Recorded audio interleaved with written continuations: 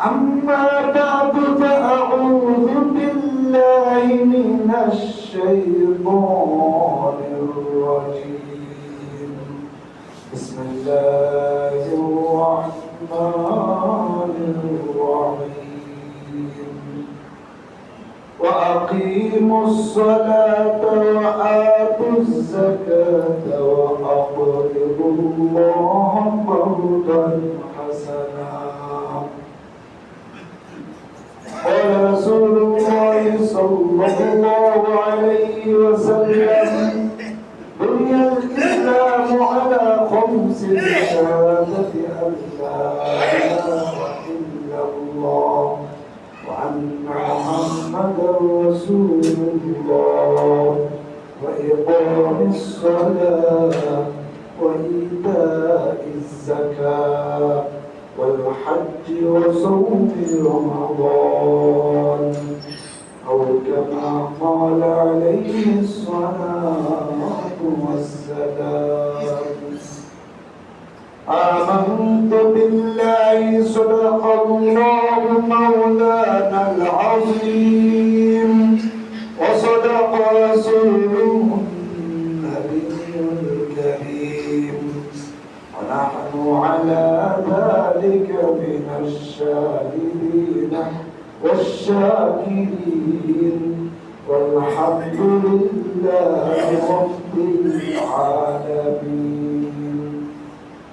وقال تعالى آمرا ومخبرا: إن الله وملائكته يصلون على النبي يا أيها الذين آمنوا صلوا عليه وسلموا تسليما. اللهم صل على سيدنا مولانا محمد وعلى آله سيدنا مولانا محمد. এমন দেশে যাইবার মন, যে দেশের নাই ঠিকানা, এমন ঘরে শুইবার মন, যে ঘরে নাই ঠিকানা।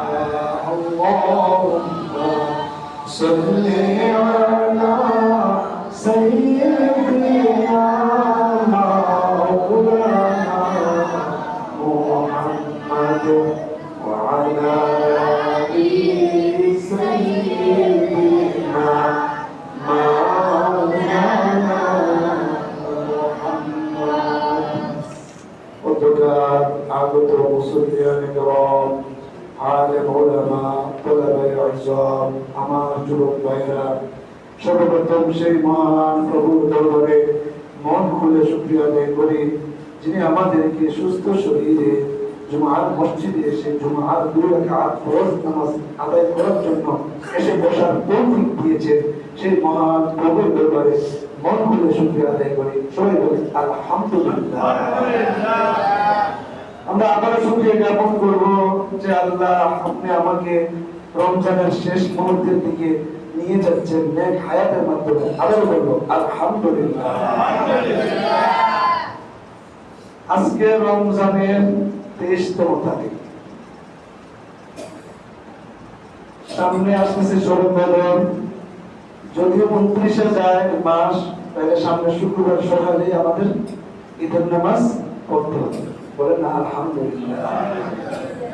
আর যদি 30-এ যায় তাহলে হয়তো শুক্রবারটা পাবো, শনিবারের সকালে আমরা ঈদের নামাজ পড়বো ইনশাআল্লাহ। যাই হোক, আমি যে আয়াত পাঠ করেছি, এই আয়াতে আল্লাহ তাআলা আপনি আমাকে একটা জিনিসের অর্ডার দিচ্ছেন, আহ্বান জানাচ্ছেন, আদেশ করতেছেন।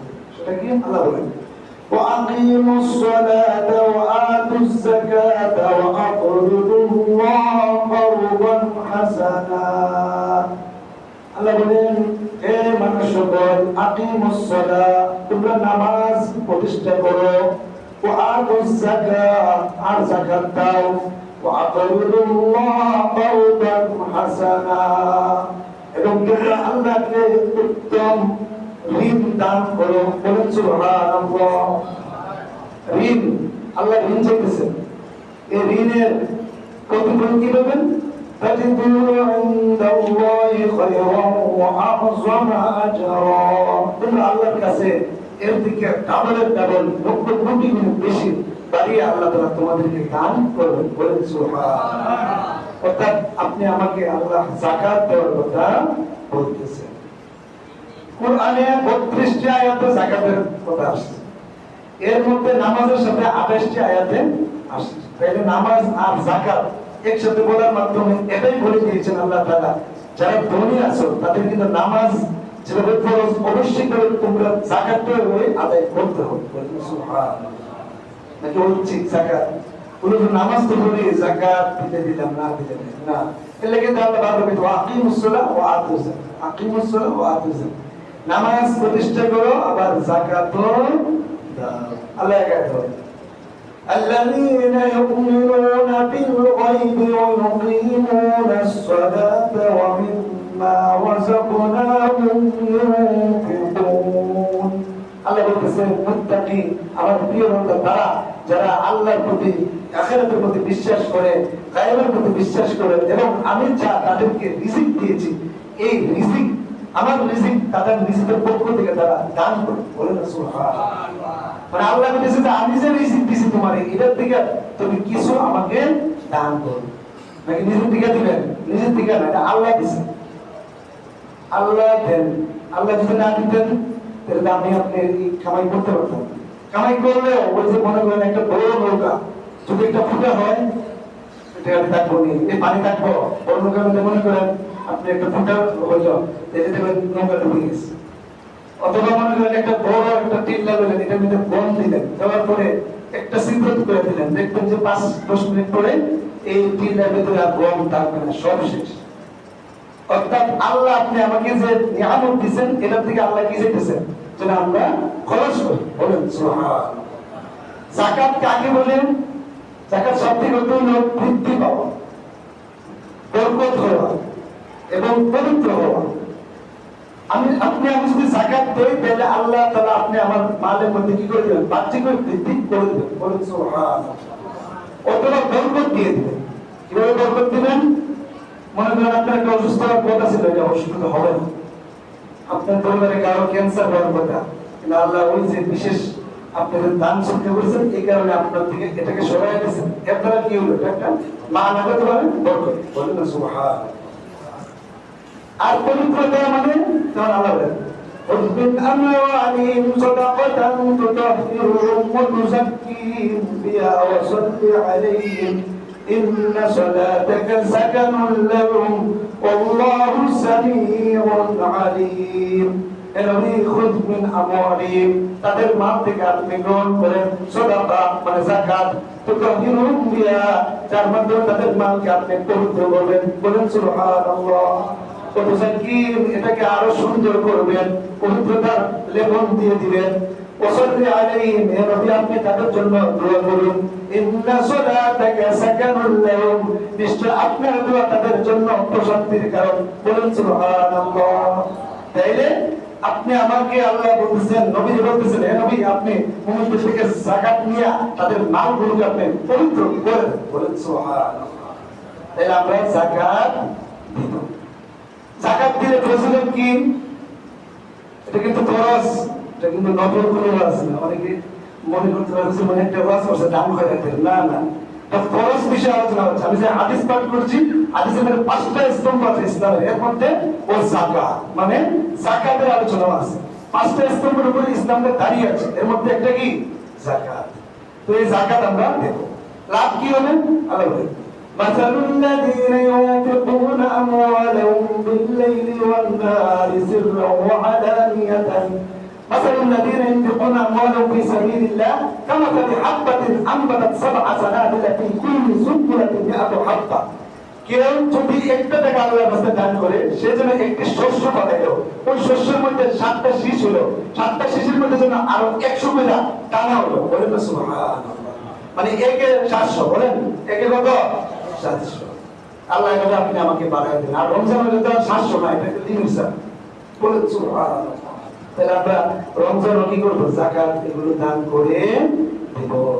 আয়াতে আছে নি যাকাতের করে? আয়াতে আছে। আল্লাহ বলেন ওয়া আতু হাক্কাহু ইয়াওমা হাসাদি। তোমরা যখন ফল অথবা দান কাটো, তখন তোমরা কি করবা? এটা আছে, হক আছে, যাকাত আছে, তোমরা এগুলো দান করে দেবা। বলেন সুবহানাল্লাহ।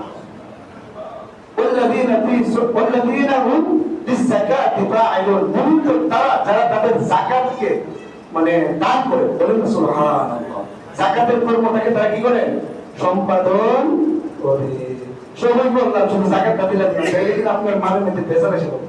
কারণ মাল যাতে সহি শুদ্ধ থাকে, কারণ আমরা কি করব? পবিত্রতার জন্য যাকাত দিয়ে দিব। এখন আসলে কাদের উপর যাকাত ফরজ? 1 নাম্বার জ্ঞানী হতে হবে, পাগলের উপর যাকাত আসবে না। 2 নাম্বার স্বাধীন হতে হবে, মানে গোলাম যদি তার কোটি টাকা দরকার, বলো কি আসবে না যাকাত